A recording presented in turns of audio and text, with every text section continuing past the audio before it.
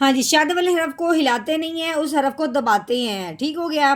اب یہ شد آئی ہے قوف کے اوپر، تو اب ہم نے اس حرف کو پڑھتے ہوئے اس کو دبانا ہے، لیکن شد والے حرف کا پڑھنے کا طریقہ کیا ہے کہ جس حرف کے اوپر اس طرح کی تین دندوں والی شد آتی ہے، وہ پچھلے والے حرف کو اس حرف کے ساتھ ملاتے ہیں جس کے اوپر شد لگی ہوئی ہے، اور ساتھ ساتھ دباتے بھی ہیں، ٹھیک ہے۔ جو شاد والا حرف ہوتا ہے وہ پچھلے والے کو اپنے ساتھ ملانے کے بعد آگے بھی جاتا ہے، ٹھیک ہے۔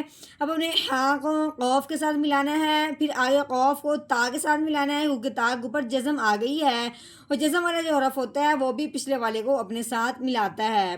اب ہم نے اس کو کس طریقے سے پڑھنا ہے؟ ہا قوف پیش حق، اس کو ہم نے کیا کر دیا؟ دبا دیا۔ حق قاف تا زبر قات، حقات، کیسے پڑھیں گے؟